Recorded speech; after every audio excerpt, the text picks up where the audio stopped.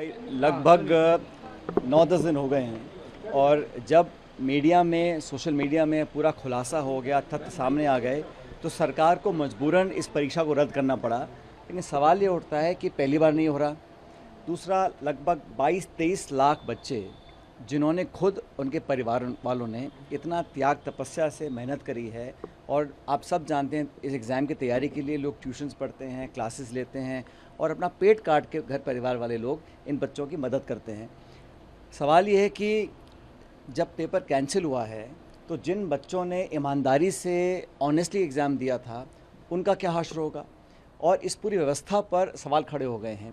जब national testing agency बनी थी तब ये कहा गया था फुल प्रूफ हम इंतज़ाम कर रहे हैं, और एनटीए लगातार एक्सपोज हो रहा है।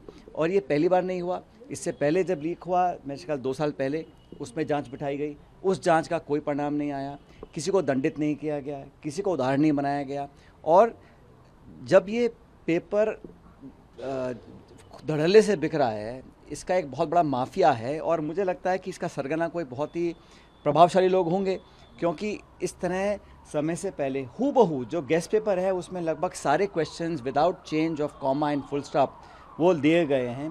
तो ये बहुत बड़ा गिरोह है। अब पेपर बनाने वाले ने, छापने वाले ने, या एग्ज़ाम कराने वाले, कौन लोग जिम्मेदार हैं, इसकी जांच अब सीबीआई करेगी।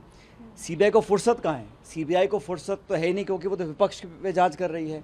जो गैर भाजपाई लोग हैं उनका दमन करने के लिए सीबीआई का प्रयोग हो रहा है, और हम सब जानते हैं कि सीबीआई एक इन्फ्लुएंस में काम करती है। तो अगर हम लोगों को, इस देश के नौजवानों को न्याय दिलाना है तो इसकी जांच एक जुडिशल जांच हो, एक ऐसी इंक्वायरी हो जो सरकार के बाहर हो, क्योंकि सरकार में कोई शिक्षा विभाग है, कोई मंत्रालय है, कहाँ तक और सीबीआई उन लोगों को पकड़ पाएगी, खासकर जो बड़े लोग हैं। छोटे मोटों का अभी भी राजस्थान में मेरे ख्याल 45 लोगों को डिटेन किया है, उनको चार्जशीट नहीं किया, अरेस्ट नहीं किया, कोई मुकदमा नहीं बनाया, तो कोई दबाव होगा। तो जांच अगर करानी है तो एक जुडिशियल इंक्वायरी होनी चाहिए, हाई पावर, टाइम बाउंड, क्योंकि जैसे ही ये खबर सुर्खियों से हटेगी फिर कुछ नया मुद्दा आ जाएगा। इसलिए सरकार को पहली बात तो संज्ञान लेना चाहिए कि ये बार बार क्यों हो रहा है, और बजाय इसके कि सरकार 24 घंटे राजनीति करे, उनको ध्यान देना पड़ेगा गवर्नेंस के ऊपर। अगर इस देश के नौजवानों का विश्वास इस व्यवस्था से उठ जाएगा तो बहुत बड़ा एक चैलेंज है देश के लिए, क्योंकि ये पूरे जो देश की परीक्षा है इसमें बहुत लोग अरमान लगाए बैठे। पहली बात, देश में बेरोजगारी है। दूसरा, जो लोग पढ़ लिख कर क्वालिफाई होना चाहते हैं उनके साथ धोखा हो रहा है, और बार बार हो रहा है। तो कौन जिम्मेदार है? आखिर अब तक सरकार में किसने इसकी अकाउंटेबिलिटी एक्सेप्ट करी है? कब तक आप जांच बिठाकर दरी के नीचे बात को डालते रहेंगे? कोई ना कोई इसको एक्सेप्ट करे कि हाँ, मेरी मॉरल रिस्पॉन्सिबिलिटी है, मैं जिम्मेदार इसका हूँ, एक एग्जाम्पल सेट करें। और बहुत बार कहा गया कि पेपर लीक को हम बंद कर देंगे। अगर लगातार हो रहा है तो एक सिस्टम है, इसमें मुझे लग रहा है कि बहुत बड़ी कॉन्स्पिरेसी है, क्योंकि कोई आसानी से इतने जल्दी पेपर नहीं निकल सकता। और आज जिस हालात में देश का नौजवान बेरोज़गार भी है, महंगाई की त्रासी से जूझ रहा है, उसके ऊपर इस प्रकार उसके अरमानों पर पानी फेर देना अन्याय है, इस बिल्कुल अनएक्सेप्टेबल है, और सरकार को इसके खिलाफ कुछ ना कुछ करना पड़ेगा ताकि लोगों का विश्वास पुनः स्थापित हो सके। दूसरी बार नीट का पेपर लीक हुआ है। धर्मेंद्र प्रधान देश के शिक्षा मंत्री हैं और लगातार 2 बार उनके कार्यकाल में ये पेपर लीक हुआ है। क्या उनकी जिम्मेदारी बनती है? बिल्कुल बनती है, मॉरल रिस्पॉन्सिबिलिटी सरकार की बनती है।